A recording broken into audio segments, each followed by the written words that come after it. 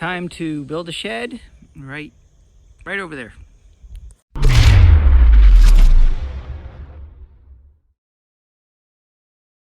So last year I started my shed project. This is going to be a 4x8 shed for my generator, and I started in this corner of the backyard over here. And this was all used to be grass, and have to go mow it. It's right next to the deck, underneath the kitchen here. And I picked this location because over there is the power panel for the house, inside the house. And then right over there is the power panel for the garage. And so a central point for that is right here. Right now the progress that I have here is a 4x8 frame, kind of like a deck frame. This is going to be the flooring of the shed. These are just loosely sitting in here. You can tell this is, I'm doing it as cheap as I can, reused lumber. It's essentially, I dug, poured concrete about 1 foot in on each of these posts, every 4 feet here. And then putting the 2x4 joists. You know, if this was a real deck, it would be like a 2x8 or 2x10. To really hold the weight, but it's just going to have generators in it, so I don't think it really needs it. And plus, it's cheaper, and I can use old material and regular old 4x4 posts sitting here. What I did last year before I got rid of all the grass, and I put down the covering here, weed block covering. I had dug, or I actually had my son-in-law dig a trench for me and help me out. So there's one conduit coming down there that's going to have the power into the power panel over there. So I could have an interlock and run my wiring from there. It comes all the way in the trench under the ground up to here. And this other conduit is actually going underneath this fence, across underneath the sidewalk there, and into the garage. Both the garage and the house are on separate power with their own dedicated power panels. So the idea is going to be a 4x8 shed sitting here. All of this will eventually look pretty, filled in with gravel. It's just, gravel's heavy, and I was tired. But it's been sitting here waiting for me. I got all this progress done pretty much last year, and now to make some more progress on it. One other thing that you'll see here is there's a copper wire over here. This is actually a ground wire. It goes down there and it follows this conduit on the left here over to the garage. And so that's going to be my grounding wire for the shed and the generators. The grounding, I found that the grounding rod was right outside the garage door over there. So the trench goes right up to the grounding rod in the garage, and it runs along with the conduit up to here. So when it's finished, this will be attached to both the shed, to ground the shed, and have a grounding bar so that both the generators can be grounded to it as well.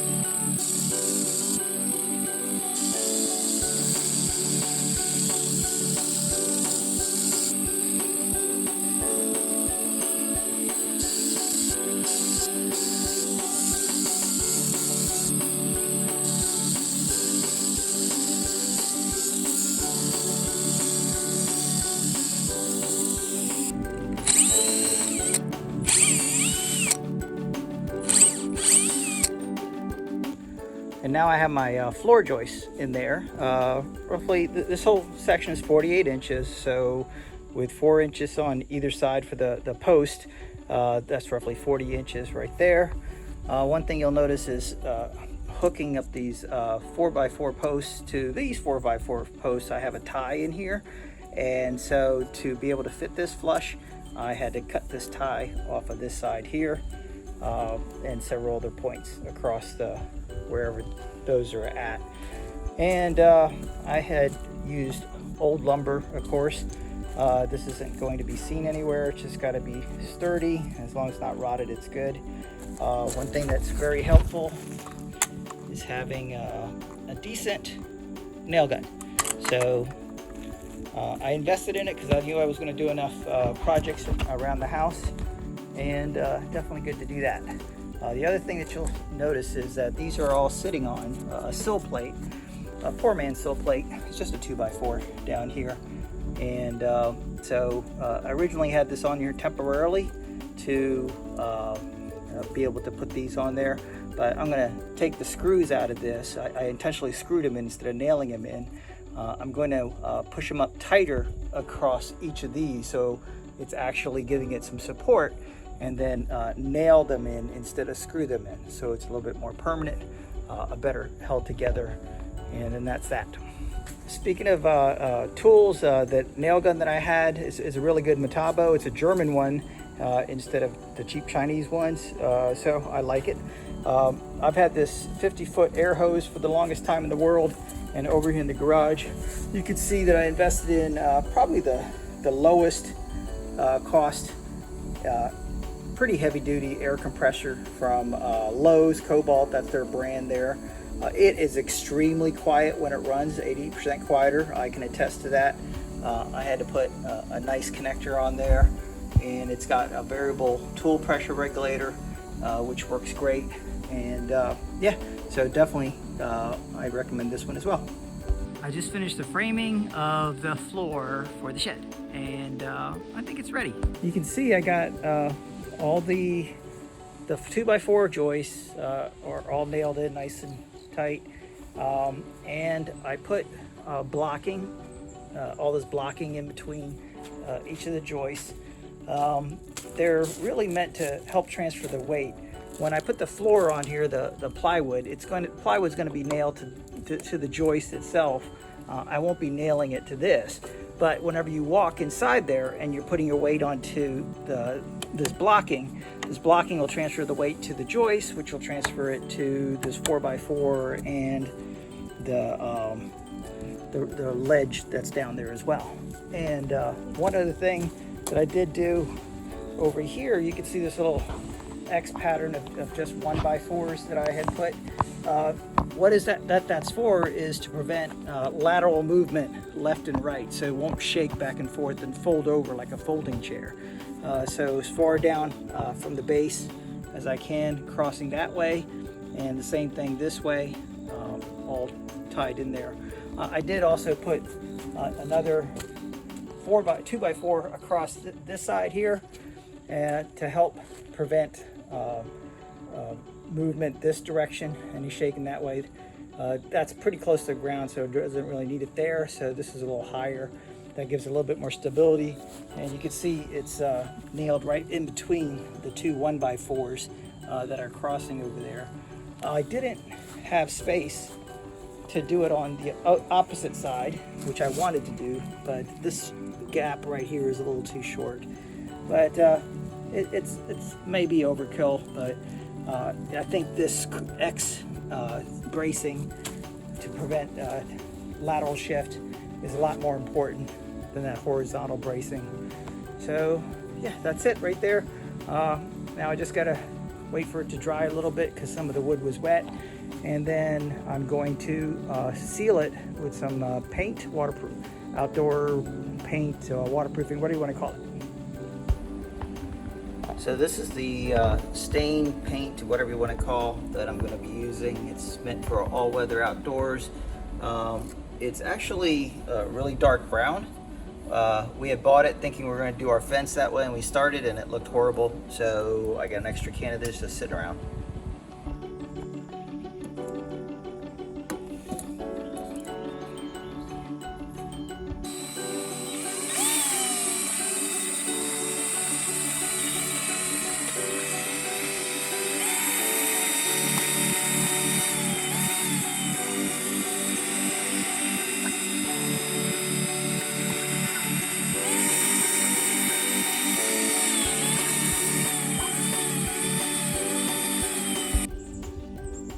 For painting, I have this commercial grade almost paint sprayer. I got this mainly because this can handle up to a 5-gallon drum or a 5-gallon can of paint, which is what I really need to actually paint the fence. But it'll handle a 1-gallon paint as well. So there you go.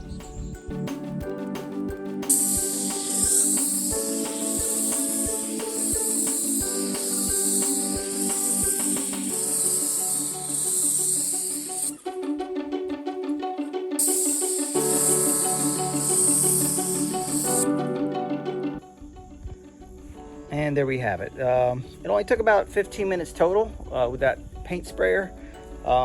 It's a fairly ugly looking brown color, but it's really just sealing it a little bit because all of this will be exposed underneath to the weather, humidity, heat, everything, even though there's going to be a floor on top of it. And on over here, also the plywood that's actually going to be the floor. This is going to be the bottom, so you won't see this painted side when I flip it over. Next step is to just let the paint dry, let the sun hit it for a while. When it's not tacky anymore, then I'm going to put the plywood on top of here, and then this portion will be completed. One other thing is the paint sprayer, it's got a very involved cleanup procedure that you have to follow to make sure everything's still going to work the next time, as well as different languages, as well as how to set it up, how to start it up, and spraying. You have to follow these procedures, otherwise it will not work. I still like this paint sprayer. It only took about 15 minutes, I'd say, to paint everything. Maybe 15 minutes more to follow this procedure and set it up properly. And then another 15-20 minutes to clean everything up properly.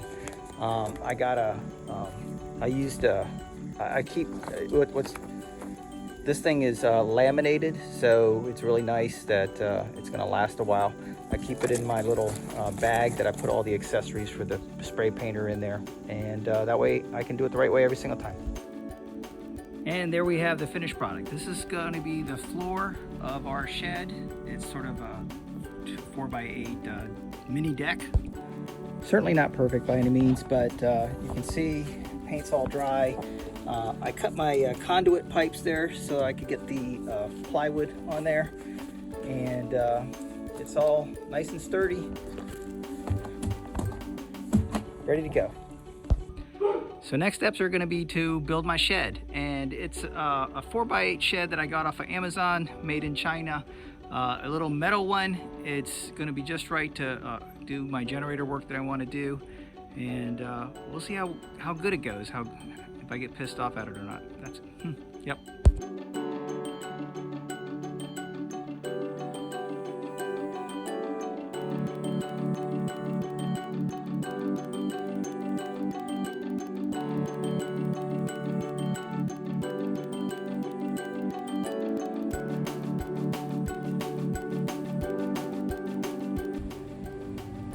Okay, so temporarily I have the base of the shed screwed in there, and what you'll see is this tape here. This is actually flashing tape.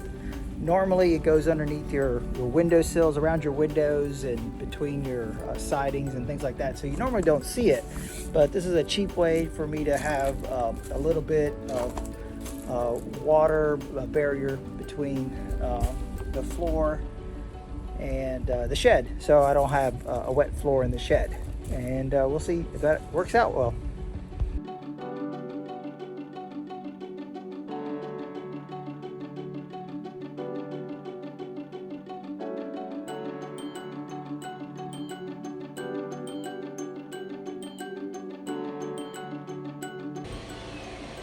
So the shed's about complete. Got all the sides, the roof, everything on there. I just got one more thing to do on the roof. So the roof screws that they gave us, or the screws for the roof, are pretty much the same ones, teeny ones. They're barely 1/4 of an inch deep, and all they do to do some waterproofing is give you these little plastic washers to sit on it. In comparison, real roofing screws for metal sheathing or any kind of cover, is going to come more like this. It's going to have a built-in washer on it that's going to compress and seal it in.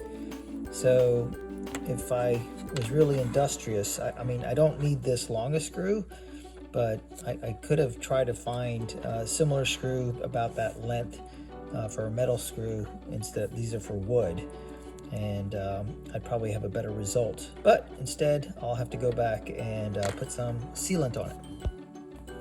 And from another project, I just happened to have some extra sealant left over for windows and doors. Not ideal for roofs, but I don't know, it's clear. I'll put it on there and see if it keeps it waterproof, but that's how it's going to be.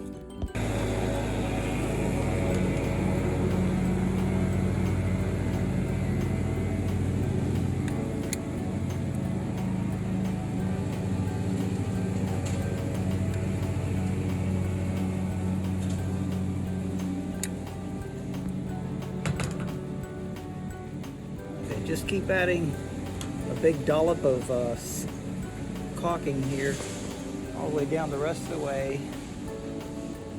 And I got these already done there.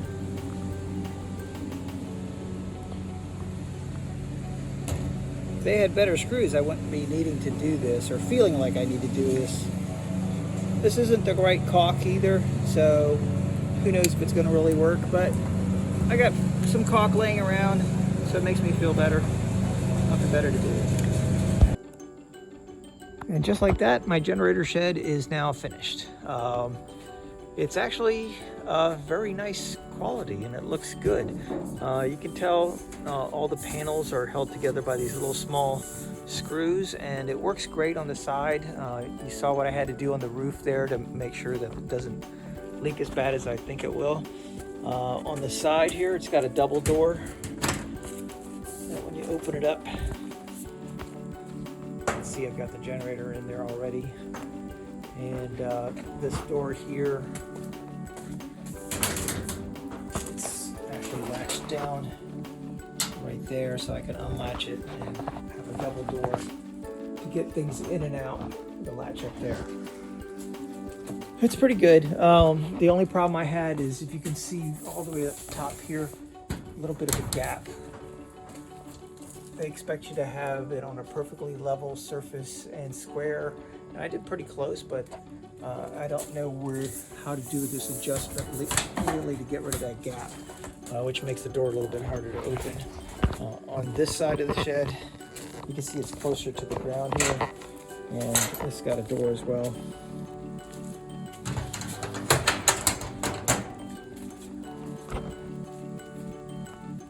So it makes it for easy access. On the back side, this is where I'm going to be doing a lot of work to get the electrical attached to it, panels and switches and stuff. So that's it for the generator shed for now. It's got the generator just sitting in it. I could run it the way it is right now and just run a cable to the panel as I need to, but next step is to start running the wiring and getting it ready to be able to do a manual transfer switch for the whole house instead, and that'll be part 2.